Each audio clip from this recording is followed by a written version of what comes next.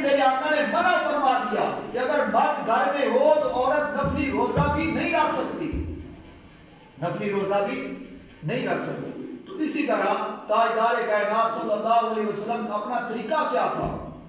ایک دن صحابہ کرام سفر پر جا رہے ہیں تو آقا علیہ السلام نے فرمایا کہ آگے چلے جاؤ، صحابہ کرام کو فرمایا کہ آگے چلے جاؤ، تقدموا آگے چلے جاؤ۔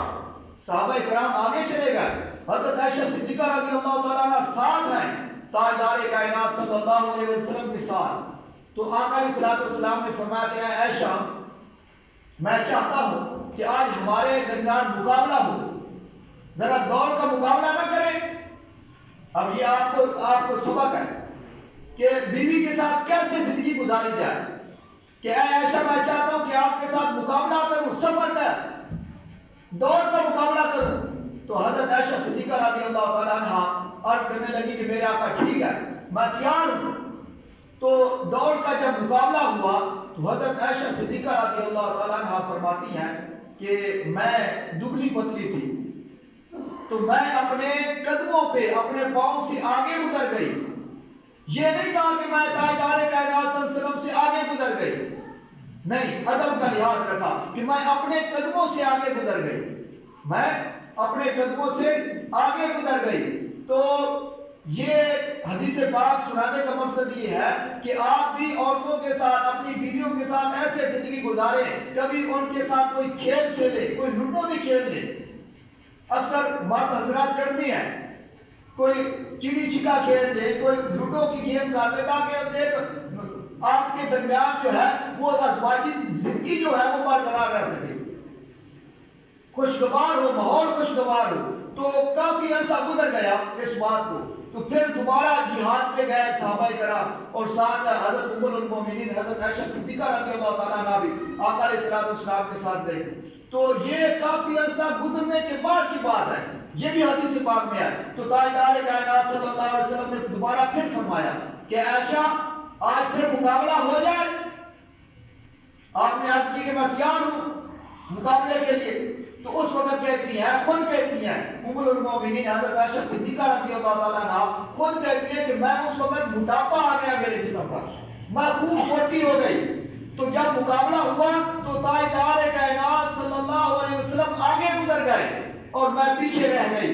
تو تاجدار کائنات صلی اللہ علیہ وسلم نے فرمایا کہ اے عائشہ یہ اس دن کا بدلہ میں نے چکا لیا ہے کہ جس دن تو آگے چلی گئی تھی میں پیچھے رہ گیا تھا، آج میں آگے چلا گیا ہوں اور تو پیچھے رہ گئی، میں نے اپنا بدلہ چکا دیا، اپنا بدلہ چکا دیا۔ تو تاجدار کائنات صلی اللہ علیہ وسلم ہمیں کیسا سبق دے رہے ہیں، اور قرآن نے ہمیں کیسا سبق دیا۔ قرآن نے ہمیں فرمایا کہ ہن لباس لکم وانتم لباس لہن، کہ عورتیں مردوں کا لباس ہے اور مرد عورتوں کا لباس ہے۔ اب دیکھیں اس بات کو یہ قرآن کہہ رہا ہے اور یہ مصطفیٰ کا فرمان تھا، وہ حدیث تھی، اور یہ خدا کا کلام ہے۔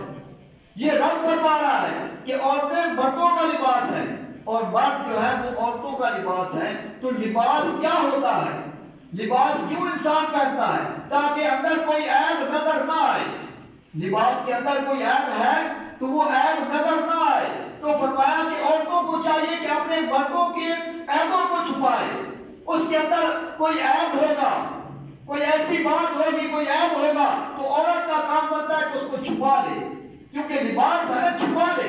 اور مرد کا کام ہے کہ عورت کے اندر اگر ایسی کوئی خامی ہے، کوئی کمزوری ہے تو مرد کا کام بنتا ہے کہ مرد بھی اس کو چھپا لے، کیونکہ دونوں کے لیے فرمایا ہن لباس لکم وانتم لباس لہن، عورتیں مردوں کا لباس ہے اور مرد عورتوں کا لباس ہے۔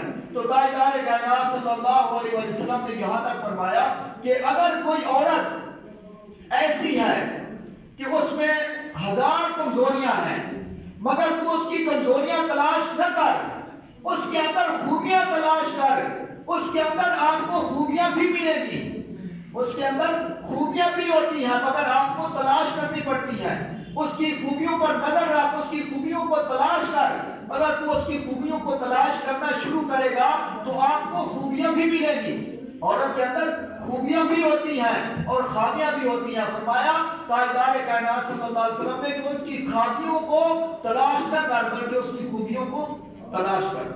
اس کی خامیوں کو نظر انداز کر دے اور اس کی خوبیاں جو ہے اس کو تلاش کرے. ہر عورت کے اندر خوبیاں ہوتی ہیں.